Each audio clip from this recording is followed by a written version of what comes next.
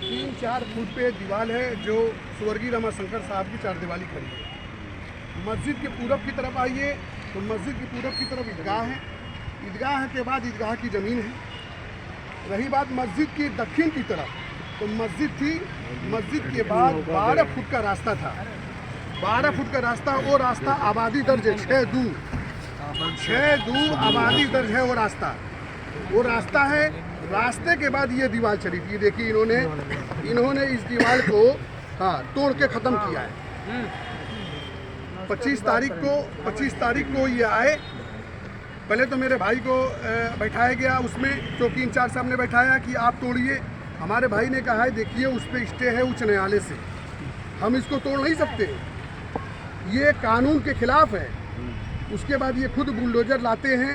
एक बुलडोजर आया तो हमारे लड़के फ़ोटो बनाने लगे तो बुलडोजर वाला वापस चला गया। फिर उसके बाद जो दूसरी जीसीबी आती है और आके धीरे से खड़ी होती है, उसके बाद दीवार तोड़ना शुरू कर देती है। जब दीवार तोड़ दिया तो लड़के नमाज में थे, नमाज के बाद आए, फ़ौरन वीडियो बनाना जब शुरू किए तो जीसीबी निकल के चली गई। उसके बाद क्या होता है, उसके बाद दूसरे दिन जो अखबार में आता है कि मस्जिद पचकारों ने खुद ही तोड़ी दीवार है, उनके ऊपर मुकदमा दर्ज। यहाँ से छुप के वो लोग वीडियो बना रहे थे नगर पालिका से, पुलिस वाले, और शादी वर्दी पुलिस थे, वही जीसीबी भेज रहे थे, उसका भी फोटोज आपको मिल जाएगा। इस तरीके से इन्होंने षड्यंत्र करके हमारे ऊपर मुकदमा दर्ज कर दिया।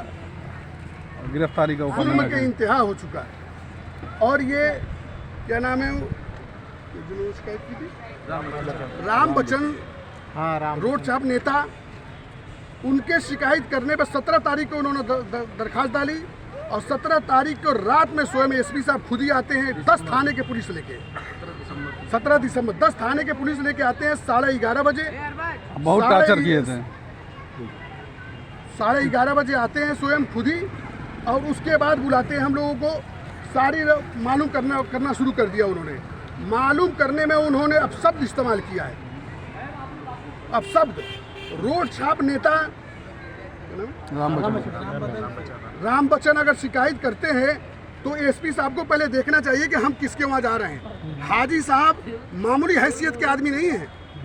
कितने गरीबों का घर जो चूल्हा जलता है हाजी साहब की वजह से, कितने बड़े बिजनेसमैन हैं, और 90 साल की उम्र हो गई, अभी तक उनके दामन पे कहीं दाग नहीं कोई दिखा सकता है।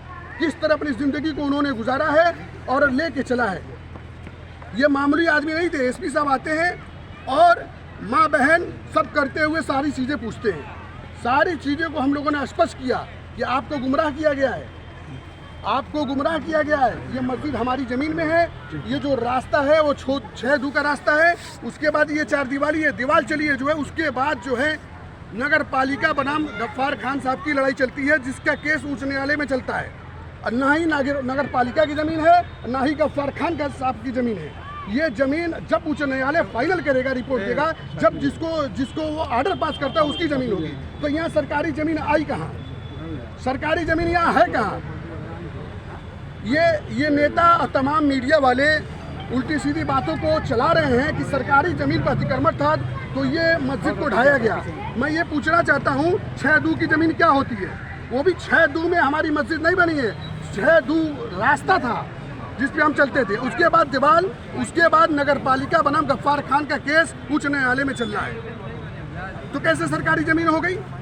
उत्तर की तरफ आपने देख लिया हाजी साहब के स्वयं लड़कों की ज़मीन, पश्चिम की तरफ आपने देख लिया 3 फुट के बाद स्वर्गीय रमाशंकर के चारदीवारी, पूरब की तरफ आ जाइए ईदगाह की ज़मीन, दक्षिण की तरफ मस्जिद के बाद आबादी की ज़मीन, उसके बाद दीवार, उसके बाद जो केस चल रहा है। तो नगर पालिका सरकारी की ज़मीन यहाँ कैसे हो गई? मैं ये पूछना चाहता हूँ। ये पढ़े लिखे तमाम अधिकारी बैठे हुए हैं, इन्होंने स्पष्ट क्यों नहीं किया? सिर्फ नक्शे के बुनियाद पे इतनी बड़ी बिल्डिंग तोड़ दी जाएगी, इतनी जल्दी क्या थी? 8 तारीख को हमारा स्टे खत्म हुआ, 12 बजे रात तक हमारा स्टे था।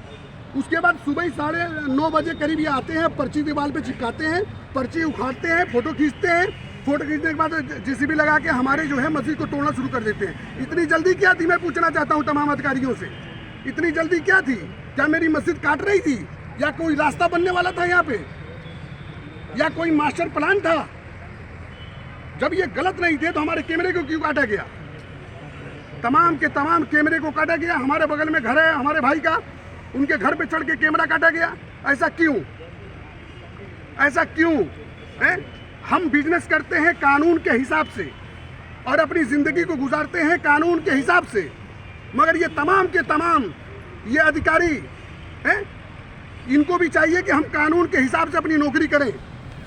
ये लोकतंत्र देश है, लोकतंत्र के साथ बेईमानी किया अधिकारियों ने।